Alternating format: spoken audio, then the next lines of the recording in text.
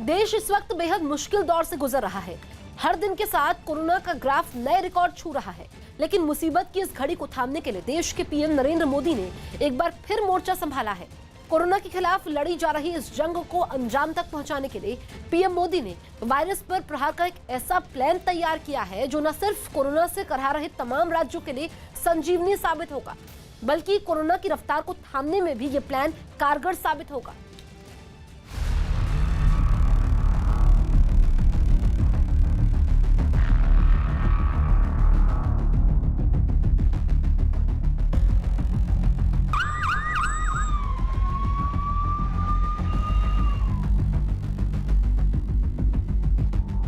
अनुभव कहता है कि टेस्ट, ट्रैक, ट्रीट,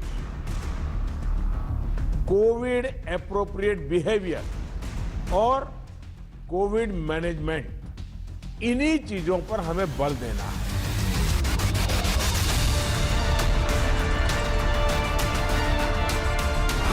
महामारी के खिलाफ पीएम मोदी का सबसे बड़ा प्लान।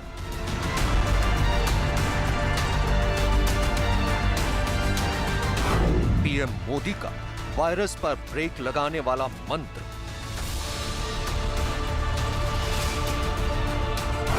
कोरोना पर महाप्रहार की सबसे बड़ी नींव। कोरोना वायरस की इस दूसरी लहर ने कई राज्यों का हाल बेहाल कर दिया है। वायरस के प्रसार का आलम यह हो चुका है कि रोजाना नए मरीजों की तादाद पुराने आंकड़ों को ध्वस्त कर रही है। लेकिन केंद्र सरकार अब कोरोना की इसी रफ्तार पर ब्रेक लगाने के लिए एक्शन में आ चुकी है। इससे पहले कि सच तो ये है कि इस कड़ी में हम आपको केंद्र सरकार का कोरोना के खिलाफ प्लान बताए। उन आंकड़ों को देख लीजिए जिनकी वजह से इस वक्त पूरे देश में हड़कंप मचा हुआ है। देश में एक ही दिन में कोरोना के नए मरीजों की संख्या 2,61,500 दर्ज की गई है। देश में एक ही दिन में कोरोना से मरने वाले मरीजों की संख्या 1501 पहुंच गई है। इसके साथ ही कोरोना के कुल सक्रिय मरीजों की संख्या 18,01,316 तक जा पहुंची है। लगातार चौथा दिन है जब मरीजों की संख्या ने 2 लाख के आंकड़े को पार किया है। दरअसल कोरोना के ये आंकड़े इसलिए भी दहशत पैदा कर रहे हैं क्योंकि 15 अप्रैल से 18 अप्रैल तक नए मरीजों की संख्या 2 लाख से शुरू होकर 2.5 लाख को पार कर चुकी है। सबसे पहले 15 अप्रैल का जिक्र करते हैं। 15 अप्रैल को 2,07,39 मरीज दर्ज किए गए थे। इस दिन 1,038 लोगों की कोरोना की वजह से मौत हुई थी। 16 अप्रैल को कोरोना के 2,17,353 मामले सामने आए थे, जबकि 1185 मरीजों को इसकी वजह से अपनी जान गंवानी पड़ी थी। 17 अप्रैल को कोरोना के 2,34,692 नए मामले सामने आए थे। इस दिन 1,341 लोगों की कोरोना की वजह से मौत हुई थी। 18 अप्रैल को कोरोना के कुल 2,61,500 मामले दर्ज किए गए, जबकि 1,501 लोगों की इस वायरस की वजह से मौत हुई। कोरोना की इसी रफ्तार पर ब्रेक लगाने के लिए केंद्र सरकार ने एक नया प्लान ऑफ एक्शन तैयार किया है। इस नए प्लान ऑफ एक्शन के तहत पीएम मोदी ने सबसे पहले मोर्चा संभाला वाराणसी से। वाराणसी में लगातार बढ़ रहे मामलों के मद्देनजर पीएम मोदी ने वीडियो कॉन्फ्रेंसिंग के जरिए एक बैठक की। अधिकारियों और जनप्रतिनिधियों के साथ आयोजित इस बैठक में पीएम मोदी ने प्रशासन को लोगों तक हर संभव मदद पहुंचाने के निर्देश दिए। साथ ही उन्होंने कोरोना के खिलाफ कुछ बेहद अहम हथियारों का जिक्र भी किया, जिनमें 2 गज की दूरी, मास्क जरूरी, 45 साल की उम्र से ज्यादा के सभी लोगों का वैक्सीनेशन, ट्रैकिंग, ट्रेसिंग, टेस्टिंग, सरकार और समाज का साथ। इसके अलावा सतर्कता ही बचाव जैसे हथियारों के बल पर कोरोना के खिलाफ इस जंग को जीता जा सकता है। और अनुभव कहता है कि टेस्ट, ट्रैक, ट्रीट,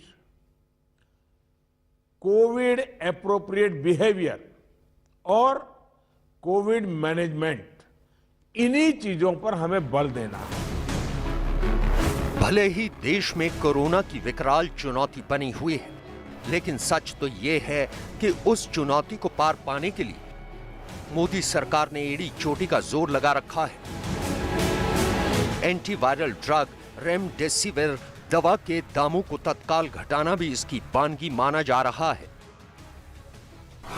यानी कैडिला हेल्थ केयर लिमिटेड की दवा रेमडेक जो पहले 2800 रुपए में मिलती थी, वो अब 899 रुपए में मिलेगी। सिंजिन इंटरनेशनल लिमिटेड की रेमविन दवा की पहले कीमत 3950 रुपए थी, जो अब 2450 हो गई है। डॉक्टर रेड्डी की रेडेक्स जो 5400 रुपए में मिलती थी, वो अब 2700 रुपए में मिलेगी। सिप्ला लिमिटेड की सिप्रेमी की कीमत 4000 से घटाकर 3000 कर दी गई है।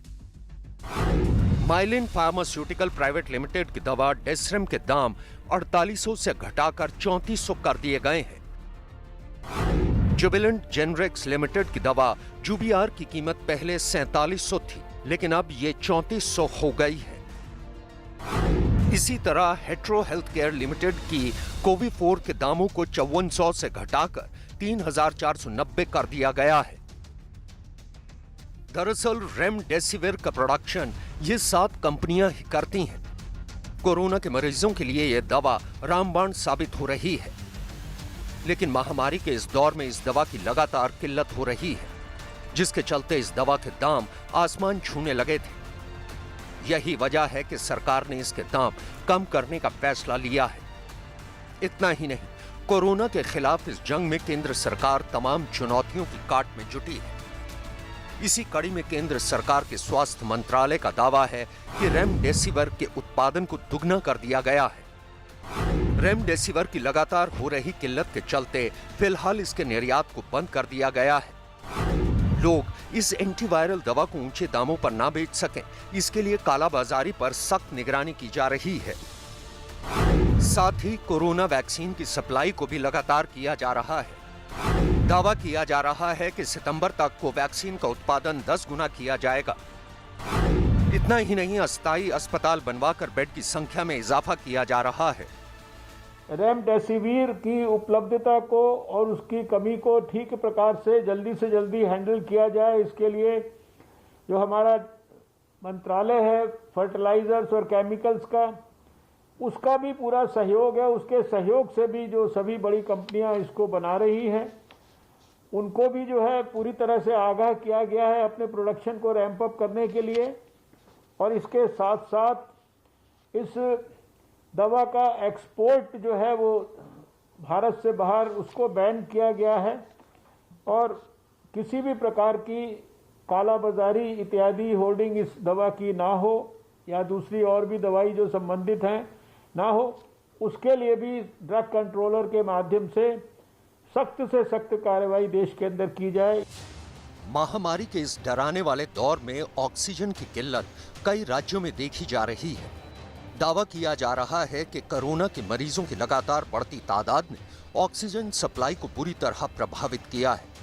ऑक्सीजन की इसी सप्लाई को बढ़ाने और उत्पादन में इजाफा करने के लिए केंद्रीय गृह सचिव अजय भल्ला ने राज्यों को चिट्ठी लिखी है, जिसमें लिखा है, बिना किसी रुकावट के ऑक्सीजन को पहुंचाया जाए, इंटरसिटी और इंटरस्टेट ऑक्सीजन पहुंचाई जाए, ऑक्सीजन ले जाने में ट्रांसपोर्टरों को दिक्कत ना हो, ड्राइवरों की ड्यूटी को शिफ्ट में लगाया जाए, ड्राइवरों को 24 घंटे टैंकर के साथ तैयार रखा जाए, सिलेंडर भरने वाले प्लांट को 24 घंटे काम करने की इजाजत दी जाए। ऑक्सीजन की कमी के बारे में भी जो रणनीति भारत सरकार ने बनाकर पहले भी बहुत कुछ किया था, सारे देश में अनेक अस्पतालों में ऑक्सीजन के जनरेशन के प्लांट्स हम लोग विकसित कर रहे हैं। 1 लाख और सिलेंडर्स हम लोग जो है खरीद रहे हैं। 1 लाख पिछले साल भी खरीद के जो है निःशुल्क सारे स्टेट्स को उपलब्ध कराए थे। और अभी 30 अप्रैल तक का पूरा शेड्यूल हम लोगों ने किस किस प्रकार से ऑक्सीजन किस किस स्थान पर किस किस मात्रा के अंदर उपलब्ध होगी स्टेट्स को, और ऑक्सीजन के एक स्टेट से दूसरे स्टेट में जाने की जो प्रक्रिया है उसमें किसी भी प्रकार की रुकावट नहीं होगी, अनहिंडर्ड वो सब कुछ होगा। उसके लिए होम मिनिस्ट्री ने भी जितने आवश्यक आदेश हैं वो जारी किए हैं। देश के अलग अलग हिस्सों से कोरोना की डराने वाली तस्वीरें सामने आ रही हैं, लेकिन सच तो ये है कि इन तस्वीरों की जिम्मेदारी लोगों की लापरवाही है, क्योंकि इसी लापरवाही की वजह से कोरोना को देश में दोबारा पांव पसारने का मौका मिला है।